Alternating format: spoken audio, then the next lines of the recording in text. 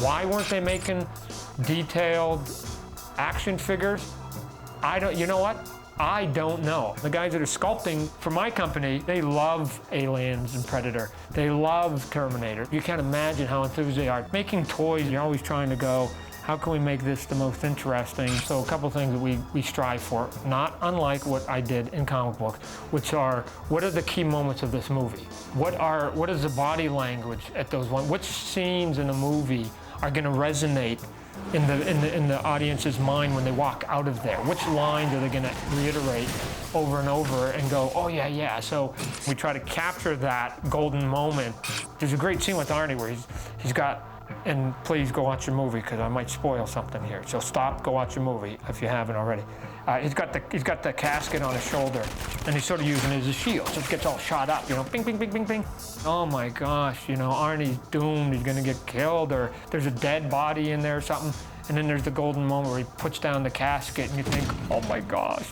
And then he opens it up, and there's like an arsenal of guns inside, and you go, those guys are SOL now, because the Terminator, he's loaded, right? So here's the casket, and again, he's been shot at, so don't do it before the fight, do it in the middle of the fight. Some of the people here that work for me thought, oh, cool, just a little casket. If anything, they thought there was gonna be a body in it or something else. But they were all surprised when they opened it up, and they got to see that not only is the arsenal in there, but a lot of the stuff actually comes out. And you can sort of, you know, you don't get to put it on Arnie, but it's just the stuff that's actually in the movie.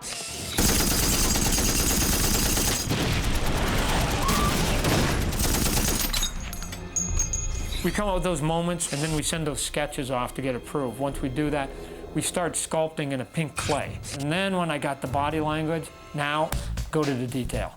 Like, I don't care about his boots and the rivets on his jacket unless we got the body down. So get the body down, and now put the clothes on it. So then we get in there, and now we try to actually get photo reference, or we actually go to the wardrobe set and take as much reference of the gear that they wear. There's always a staff photographer, if you will, at every shoot for a PR, just for archives, for referencing.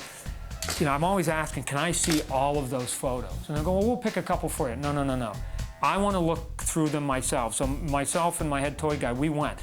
Because what we're looking for sometimes might not be what you think we're looking for. I need a close-up of her bracelet. It's sort of a dull photo of a hand and a okay, cool, I need that.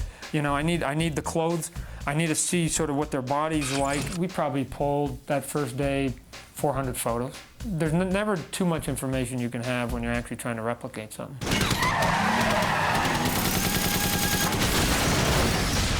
One of the things that may be a little bit odd with our company is that my R&D department, research and development, is in New Jersey, and I live here in Phoenix.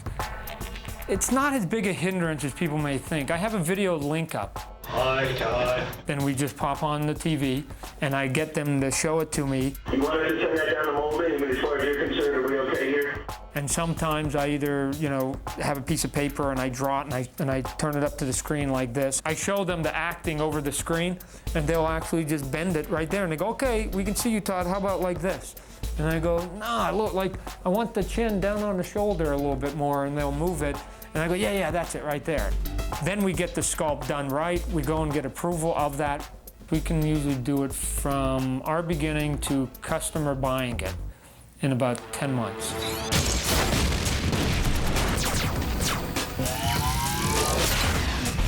In Hollywood, you have staged lighting. And a toy that's going to be under a fluorescent light at a toy store or some other place, record store, this guy is standing there in all his regalia, and you get to actually stop and look at him and go, So it better look cool. For instance, if he's got this belt that's open right here, and he's got the little eyelets in there, we make sure that we paint all of those. If he's got, again, here, straps on his boot and a zipper that's open there, plus he's got a chain on the back of his boots. The Persona figure here comes with 2 hands, because she does some morphing, as you've seen, where she goes like this and it goes, and she's got the cybernetics in here. So when you buy this toy, you can actually pop this arm off here.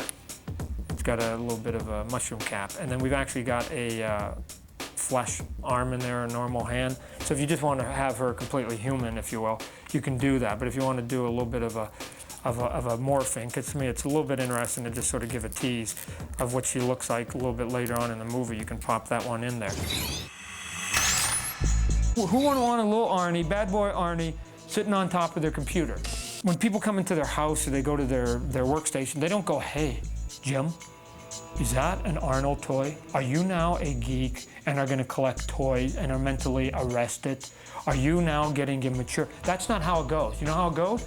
They see this Arnold toy there, and a guy comes in and he goes, Jim, is that Arnold? Did you see that T3 movie? Remember that scene when he had the big bazooka? And then remember like 8 years ago when they were talking about doing T3 and the first time I saw the Liquid Man in T2? Oh my gosh, you know? It's not a geek thing why people buy this stuff. It's no different than the books that they have around their computer or at home, or the shirts that they wear with favorite teams or bands, or even tattoos or the hats that they have with logos. It just is stuff, it's clutter around their environment that basically says, this is who I am, and this is what I like as an individual. It's just stuff that we like, it's pop culture, and you don't have to read any more into it than that.